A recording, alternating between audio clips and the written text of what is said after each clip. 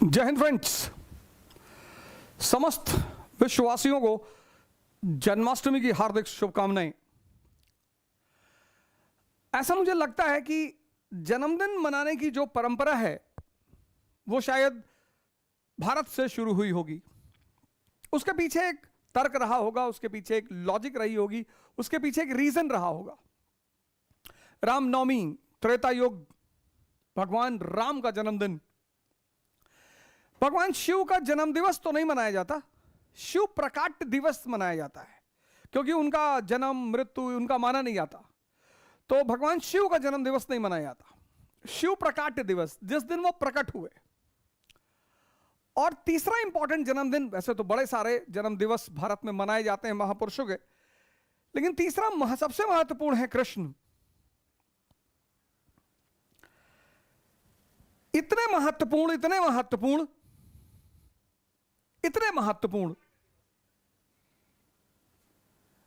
कि जब तक ये संसार रहेगा और जब तक मानव रहेगा तब तक कृष्ण की प्रासंगिकता बरकरार रहेगी।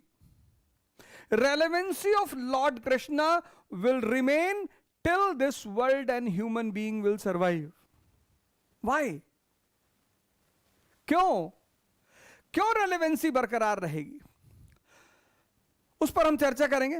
लेकिन जन्म दिवस मनाने के पीछे जो उद्देश्य रहा होगा, आजकल तो सबका मनाते हैं, कमर्शियल वर्ल्ड है, कैपिटलिस्ट वर्ल्ड है, तो सबका जन्मदिन मनाते हैं, वो भी अच्छी बात है, इसी बहाने घर में एक दिन और खुशी मनाई जाती है। लेकिन महापुरुषों के जन्म दिवस मनाए जाने के पीछे जो उद्देश्य रहा होगा वो ये रहा होगा कि हम उस पर्टिकुलर दिन, उस विशेष दिन, उस व्यक्ति की उपलब्धियों,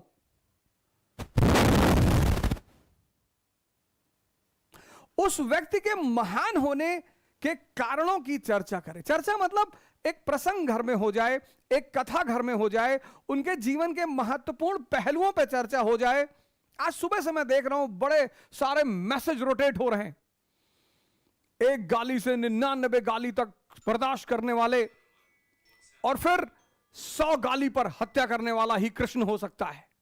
सर, ये सब रोटेट करना बहुत आसान है। मैंने कहा ना कि जब तक यह संसार रहेगा और जब तक मानव रहेगा तब तक कृष्ण की प्रासंगिकता बनी रहेगी। क्यों? चरवाहा, यहां से जीवन शुरू होता है तो राजघराने से, लेकिन जीवन यहां से शुरू होता है। चरवाहा, शेपर्ड, और आकर रुकता है भगवान पर।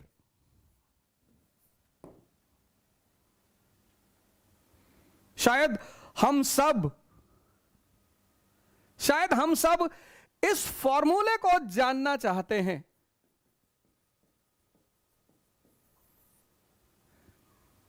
हम सब, कितने मित्र सिर्फ तैयारी कर रहे हैं आईएएस बनने की, IAS, PCS, SSC, banking, army, वहां परेशान है। इस व्यक्ति के पास सूत्र है। जब भी कृष्ण जन्माष्टमी बड़ी धूमधाम से भारत में मनाई जाती है, लगभग पूरी दुनिया में मनाई जाती है, और सभी महापुरुषों का कुछ ना कुछ देन है इस संसार को। कृष्ण एक बड़े विशेष व्यक्तित्व है, मैं उस पर आऊंगा कि सबसे अलग कैसे हैं।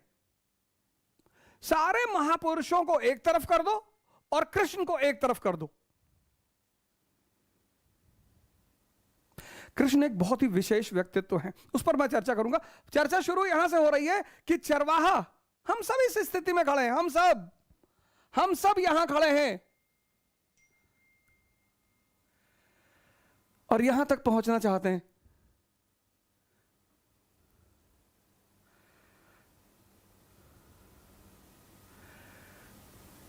कैसे? कोई फॉर्मूला तो होगा। कैसे? कौन सा सूत्र है, कौन सा फॉर्मूला है?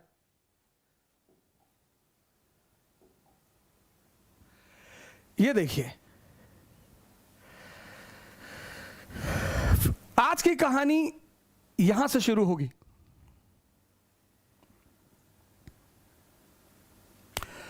दुर्योधन ताकतवर शरीर, शरीर बलशाली, मन मौजूद,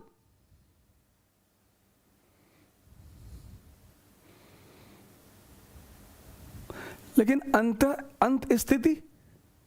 ये दूसरी फोटो देखिए, शरीर कमजोर, 20 से ज्यादा अवार्ड, इंटरनेशनल एल्मंक award, Derrick award, Alfred award, 20 से ज्यादा इंटरनेशनल अवार्ड्स, कॉस्मोलॉजिस्ट, फिजिसिस्ट।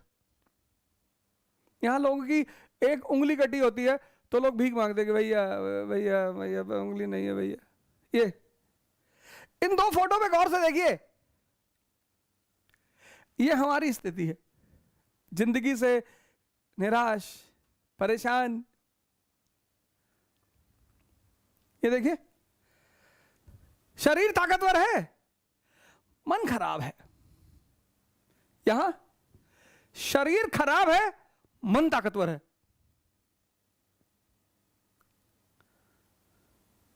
यानी जिंदगी जो जीवन है उसमें सबसे अहम रोल है मन का, फिर शरीर का।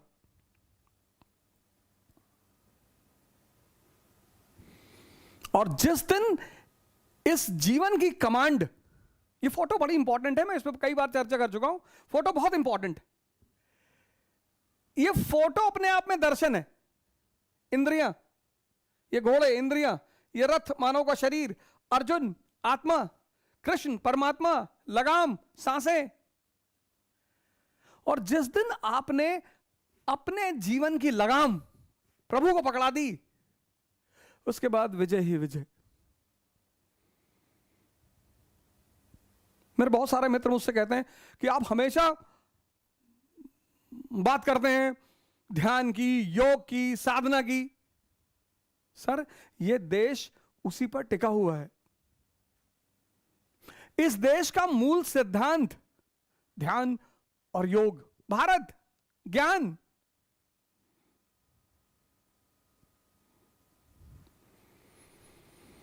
कृष्ण एक विशेष व्यक्तित्व।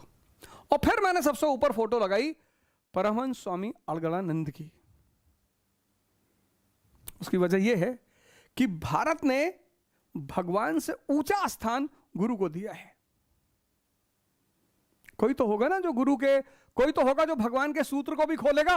तभी तो कबीर ने कहा था, गुरु गोविंद दो खड़े काके लागू पाए, और बलिहारी गुरु आपने गोविंद देव बताए।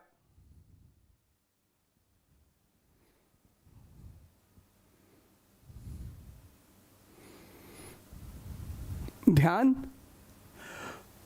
मन को मजबूत करेगा, और योग शरीर को, और एक शक्तिशाली मन और एक शक्तिशाली शरीर ही इस जीवन रूपी संघर्ष का सामना कर सकती है। अब कहानी शुरू ऐसे होती है,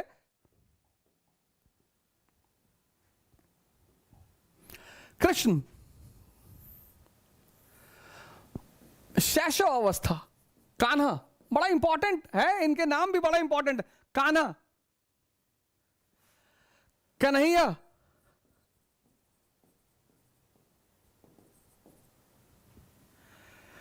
कृष्ण,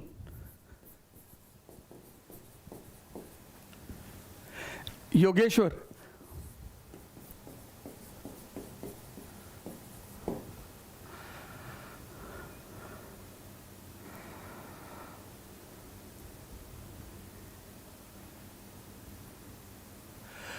कान्हा आदर्श बाल्य अवस्था, चाइल्डहुड,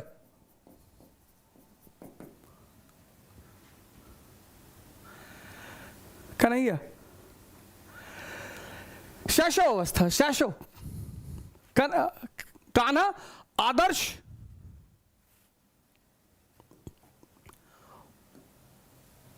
शैशव अवस्था, इन्फेंट पीरियड,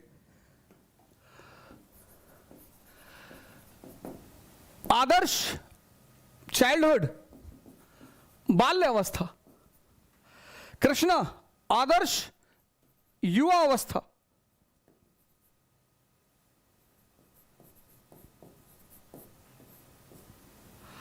और योगेश्वर आदर्श जीवन।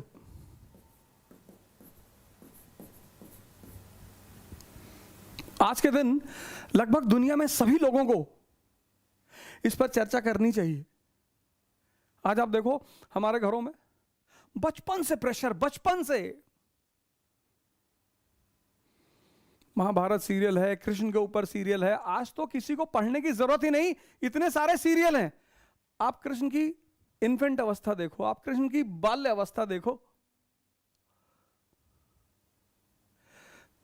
ये जो पीरियड है मनुष्य के जीवन का, ये उसके समस्त जीवन का निर्माण करता है। जो चीजें आप यहां फीड कर दोगे, हिम्मत, साहस,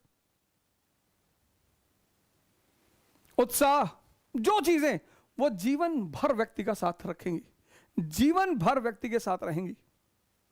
आज हमारे बड़े सारे पेरेंट्स सोचते हैं कि हम बच्चों को डरा कर अपने काम करा लेंगे। बिल्कुल करा लेंगे। आप बच्चों को धमका कर अपने काम करा लेंगे, एकदम करा लेंगे। लेकिन सर वो मन यहां तक पहुंचते पहुंचते इतना कमजोर हो जाएगा। आज युवाओं की अवस्था देखो, आज युवाओं का जीवन देखो।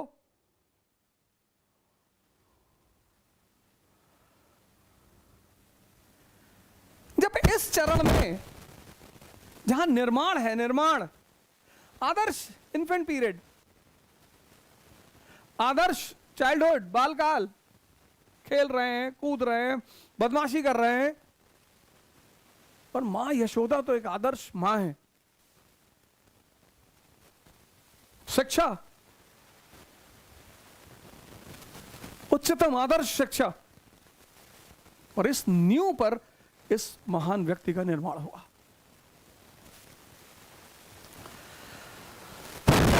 अब ये सारी कहानी समझने के लिए, ये सारी कहानी जानने के लिए, इन सूत्रों को जानने के लिए बड़ी सारी, भगवत गीता तो भगवान कृष्ण ने खुद ही कही, उसके न जाने कितने रूप, न जाने कितनी कमेंट्रियां पड़ी हुई है बाहर।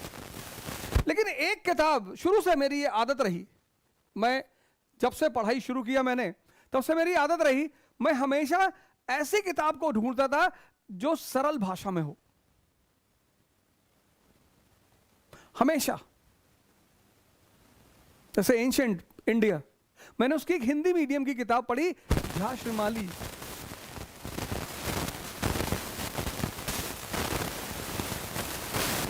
हमारे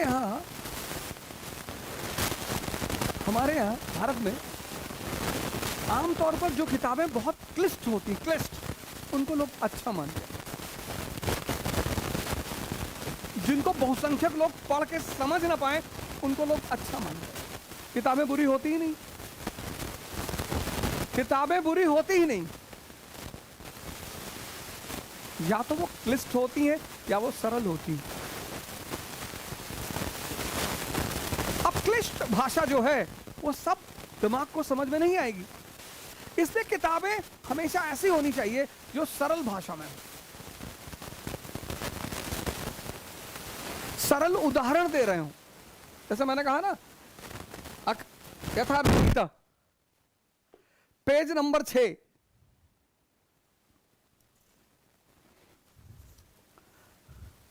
अब बड़े सारे लोग द्वंद्व में पड़ जाते हैं। मैं उस पर चर्चा करूंगा, द्वंद्व में पड़ते क्यों हैं और कृष्ण सबसे विशेष क्यों है। अब बड़े सारे लोग द्वंद्व में पड़ जाते हैं कि मानवता बुरी चीज है या मानवता अच्छी चीज है। पहले यह तो पता कर लो कि मानवता का मतलब क्या है। आपका पड़ोसी बीमार है, आप उसे हॉस्पिटल पहुंचा दीजिए, यह मानवता है। बड़े सारे युवा जो तैयारी कर रहे हैं, पढ़ रहे हैं, विशेषकर मैं उनकी चर्चा कर रहा हूं।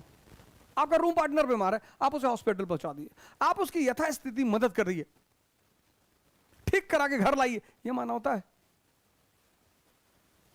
आपके रूम पार्टनर के गांव में झगड़ा हुआ है, उस कहानी को सुनकर आप क्या करेंगे। क्या लाइन लिखी है पेज नंबर 6 पे, दया बिनु संत कसाई और दया करी तो आफत आई। ये सूत्र हैं। मैंने कहा ना, वो चरवाहा से भगवान बनने तक का सूत्र सरलतम किताबों में से एक है। मानवता करिए, बेवकूफी मत करिए। आपके रूम पार्टनर के चाचा और पापा में झगड़ा हो गया है और वो आपको पूरी कहानी सुना रहा है और आप बैठ के सुन रहे हैं कि वो दुखी है बेचारा।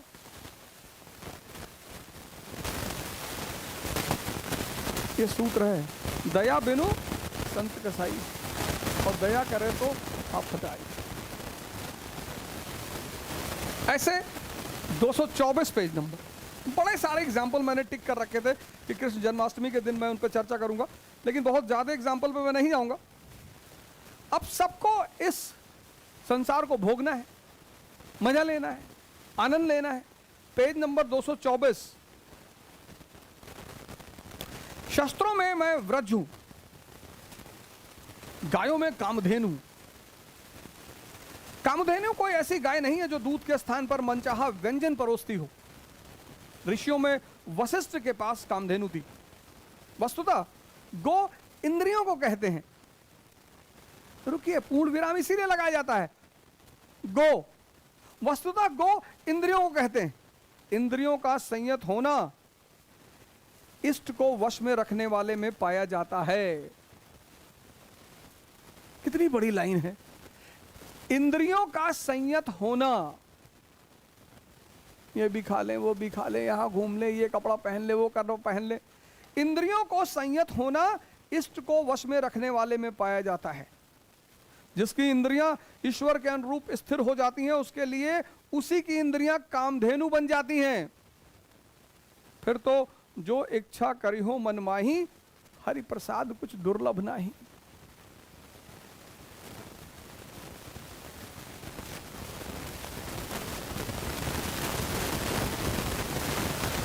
फॉर्मूला,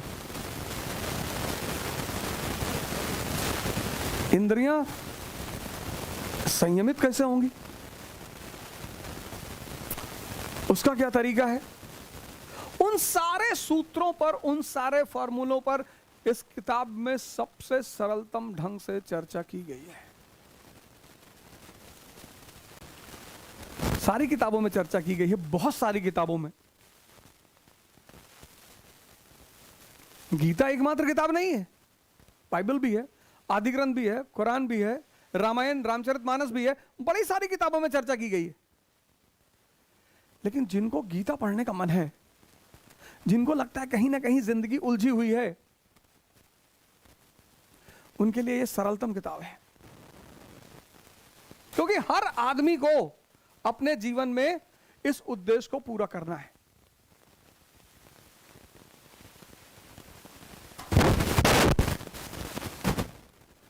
और लगभग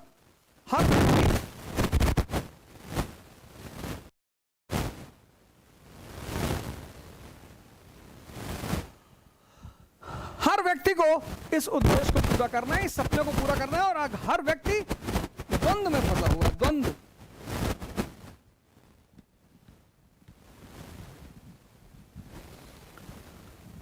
हर व्यक्ति द्वंद में फंसा हुआ है। क्यों?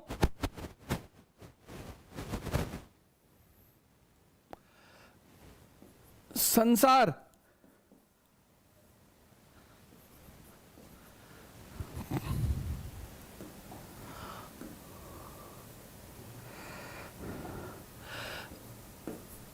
संन्यास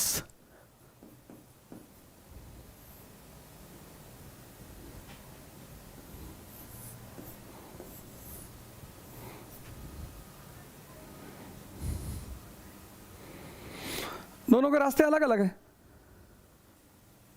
आपको संसारी है, आप संसारी हैं।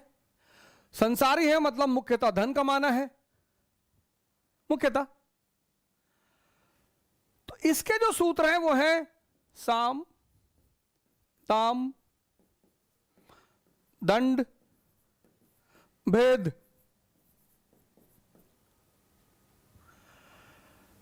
आपको चैतन्य कमाना है, बुद्ध बनना है, महावीर बनना है।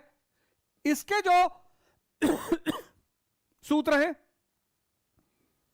समझदारी, करुणा, त्याग,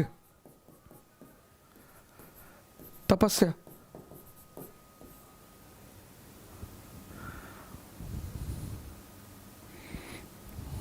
अब जानते हैं मानव द्वंद्व में क्यों है? ये पढ़ाया नहीं जाता। किसी स्कूल में नहीं पढ़ाया जाता, किसी कॉलेज में नहीं पढ़ाया जाता, किसी यूनिवर्सिटी में नहीं पढ़ाया जाता। ये पढ़ाया ही नहीं जाता। ये कभी शिक्षा का पाठ्यक्रम हो ही नहीं सकता। ये बहुत बड़ी बात है मानव के सामाजिक व्यवस्था में। ये पढ़ाया जाता है।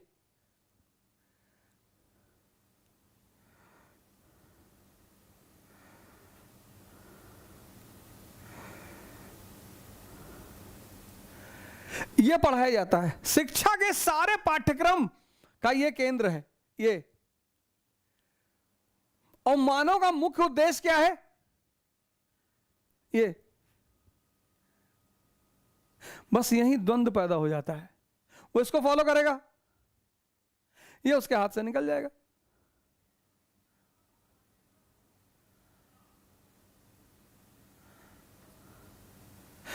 ये मानव समाज का सबसे बड़ा पहलू है। ये किसी भी पाठ्यक्रम में, स्कूल के पाठ्यक्रम में, कॉलेज के पाठ्यक्रम में, यूनिवर्सिटी के पाठ्यक्रम में है ही नहीं, है ही नहीं।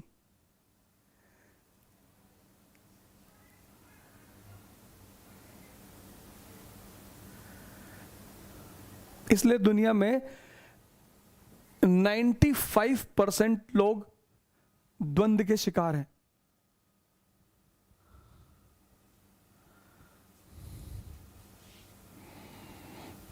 चाहते कुछ और हैं, करते कुछ और हैं। इस द्वंद्व से खत्म होने का जो सूत्र है वो है ध्यान।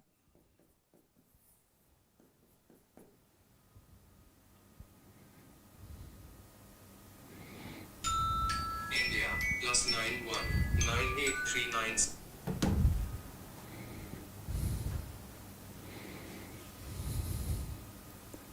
शिक्षा तो है ही नहीं।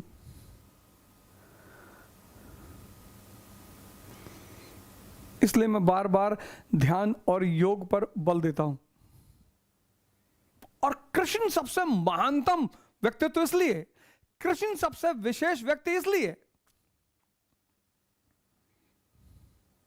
क्योंकि वो दोनों को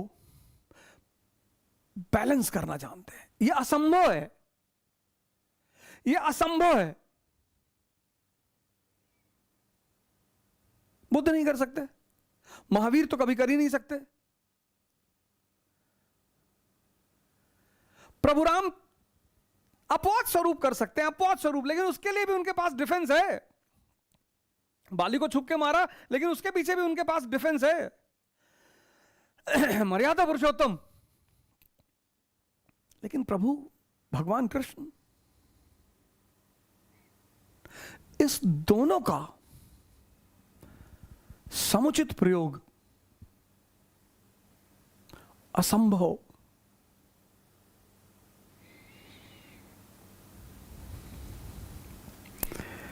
एक तो छोड़ना ही पड़ेगा। आपको चैतन्य पाना है, आपको यह छोड़ना पड़ेगा। आपको संसार पाना है, आपको यह छोड़ना पड़ेगा। एक तो छोड़ना पड़ेगा। भगवान कृष्ण, भगवान भगवत्ता को उपलब्ध व्यक्ति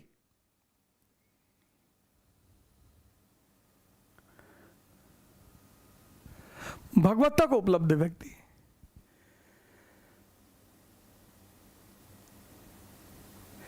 ये काम दुनिया में कोई नहीं कर पाया। संभव ही नहीं हुआ किसी के लिए,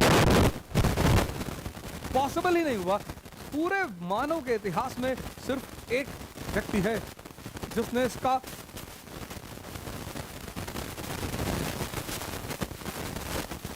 एक साथ प्रयोग किया है। सर्वश्रेष्ठ संसारी और सर्वश्रेष्ठ सन्यासी, सर्वश्रेष्ठ संसारी और सर्वश्रेष्ठ सन्यासी। बहुत सारे मित्रों को मुझसे शिकायत रहती है कि आप हिंदू धर्म के खिलाफ बोलते हैं, आप हिंदू धर्म के विरोध में बोलते हैं, श्री कृष्ण के विरोध में बोलते हैं। मैं हिंदू धर्म, मैं किसी धर्म के खिलाफ नहीं बोलता। आजकल का जो समय है, दौर है सोशल मीडिया का, अब मान लीजिए मैंने एक लाइन लिखी कि भगवान श्री कृष्ण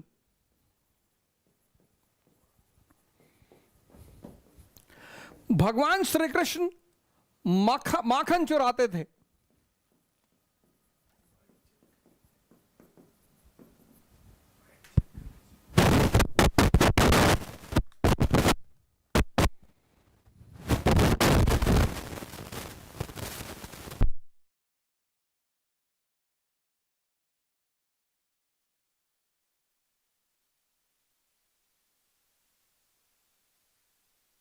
बहुत लोग शिकायत कर रहे थे कि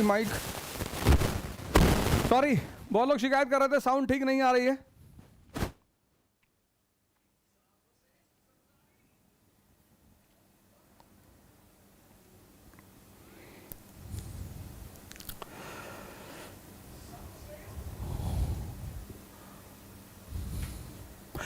तो मैंने लिखा कि भगवान श्री कृष्ण माखन चुराते थे, कृष्ण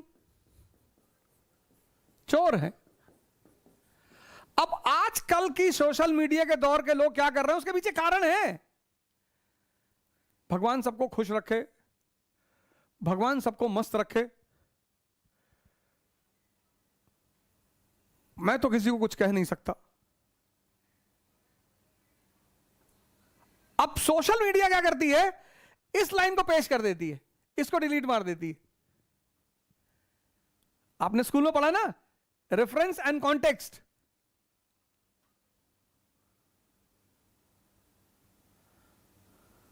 कॉन्टेक्स्ट को डिलीट कर देती है। हाँ, ओ सर हो जा ना, कह दिया अरे कृष्ण को गाली दे दी भैया, अरे भैया कृष्ण को गाली। फोन करते हैं,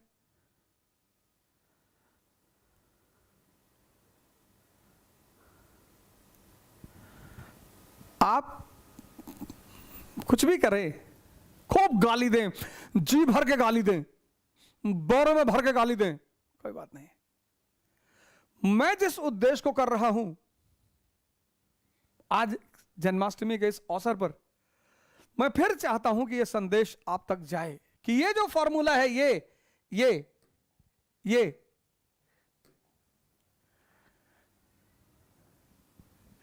इस फॉर्मूले को आप जानें, इस फॉर्मूले को आप पढ़ें। ये इसलिए मैंने ये फोटो लगाई शुरुआत में, ये देखिए, ये आपके लिए लगाई। आप सबके अंदर वही अंश है,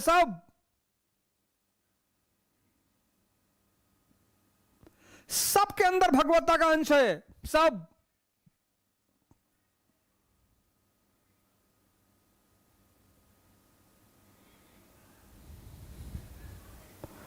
सबके अंदर, सब।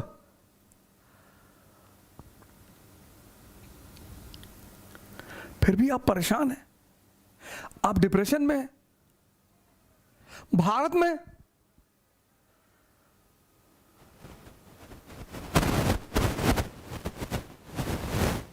में जन्मा हुआ आदमी डिप्रेशन का शिकार है। ये मैंने तो सोचा था कि आज सिर्फ ये फोटो, बस ये फोटो लगा के छोड़ दूंगा।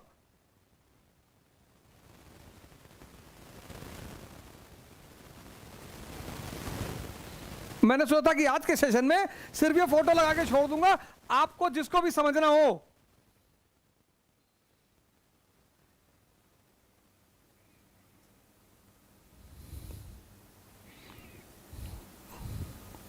मन खराब है, शरीर कमजोर है, मन स्ट्रांग है। हम सब दुविधा के शिकार हैं। हमें प्रभु के शरण में जाना चाहिए। प्रभु का द्वार कौन खोलेगा? गुरु। आप अपने हिसाब से चुन लीजिए, आप अपने हिसाब से पता कर लीजिए, अपना अपना गुरु खोजिए, किसी के कहने में मत जाइए। लेकिन इस संकट के दौर में, इस परेशानी के दौर में, इस दुविधा के दौर में हम सबको इससे बाहर निकलने के रास्ते को खोजना ही पड़ेगा। और बहुत सारे रास्तों में एक रास्ता कृष्ण तक जाता है। तो एक बार फिर से आप सभी को श्री कृष्ण जन्माष्टमी की हार्दिक बधाई। जय हिंद।